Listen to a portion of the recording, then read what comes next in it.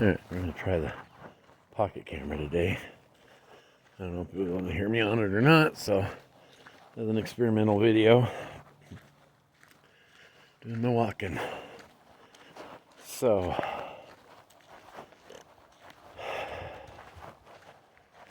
what is our topic today? Our topic today is going to be another session on light. I don't like the pocket. And how it moves in a wave versus moving as a single photon. Yeah, photon. I'm tired. I had 2 hours of sleep last night, so bear with me on this one. All right, so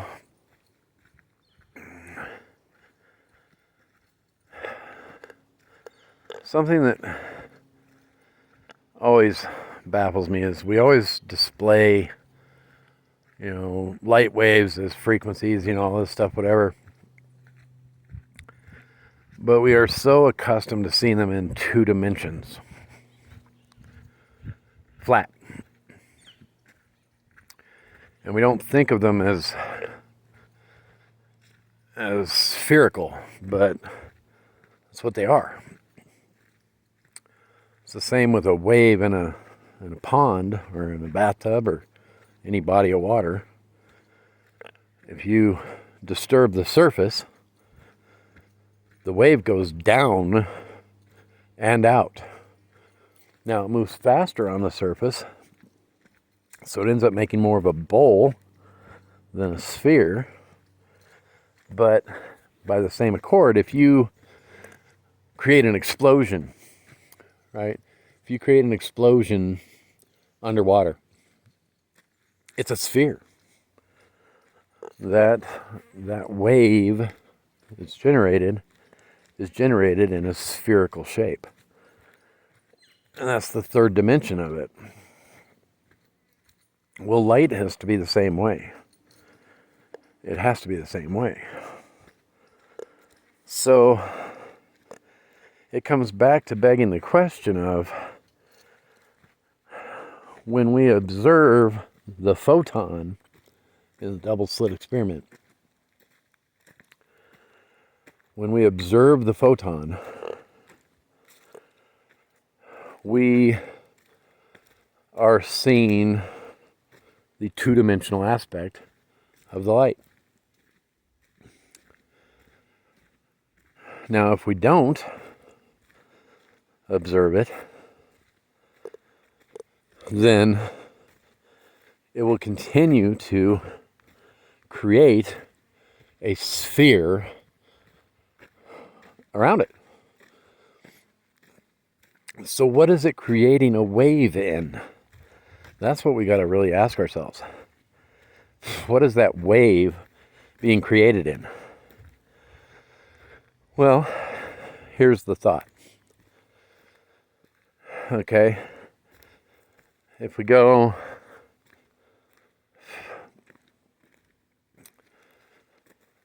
off of light existing, right? So it just exists. It's everywhere. All right. But maybe we don't quite grasp what it is yet. Maybe the light is not the photon. Maybe the light is the body of water through which the photon moves and creates a disruption, creates a transference that is a wave within the light. So that light becomes a body of the universe.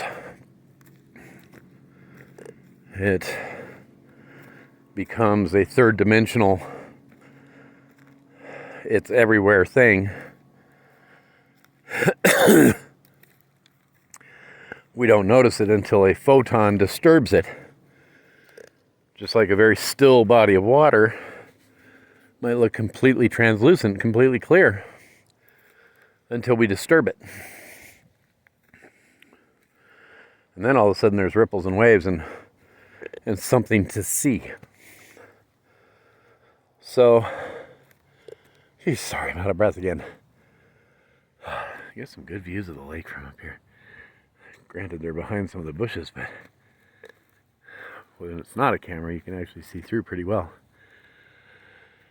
to the lake. Okay, so anyway, so that's kind of the theory that I'm running around in my head right now, is that light exists everywhere. So the speed of light is not what we are measuring. We're measuring the speed of the photon that is disrupting the light. So that photon can only move so fast through the light, the body of light. Instead of the body of water, the body of light.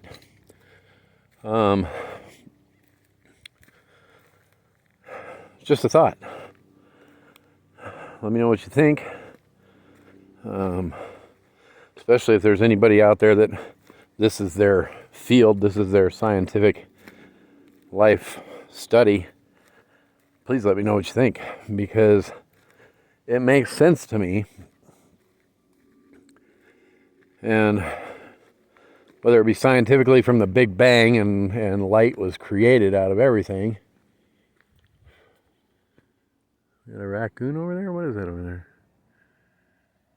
Can't quite see. See if I can zoom in. As far as it'll zoom. Should have brought my glasses. I don't know. Looks like a raccoon tail or something. No, it's a board or something. I don't know. Anyway, sorry about the little distraction there.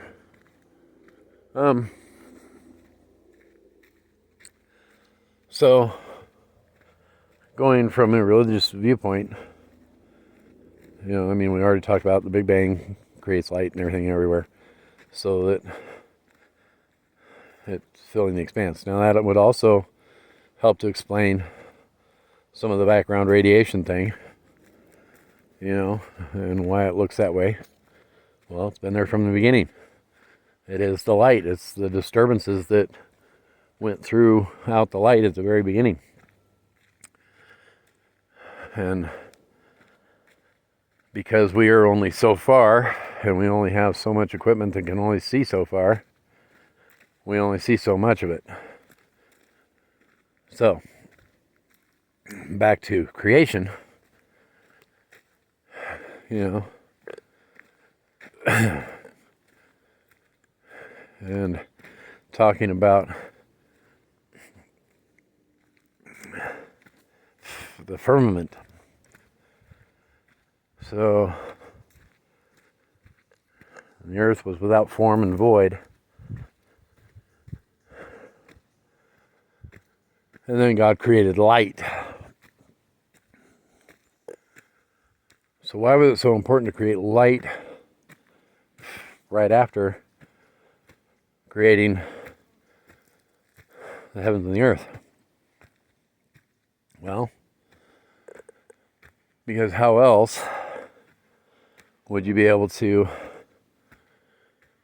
see all of this, do all of this, you know, experience all this, if light wasn't everywhere?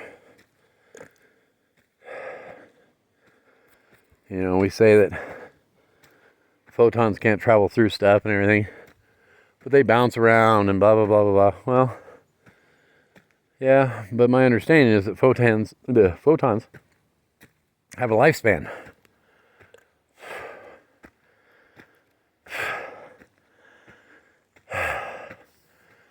And then they can be changed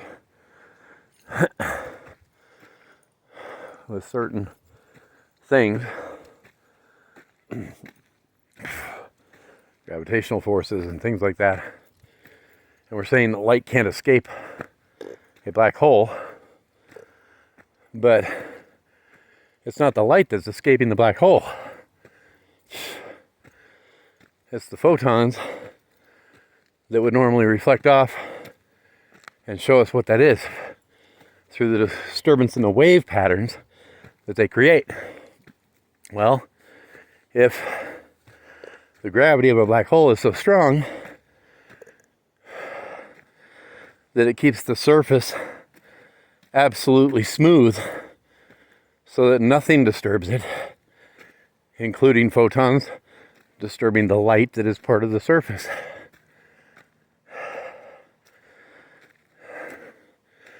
You wouldn't see it.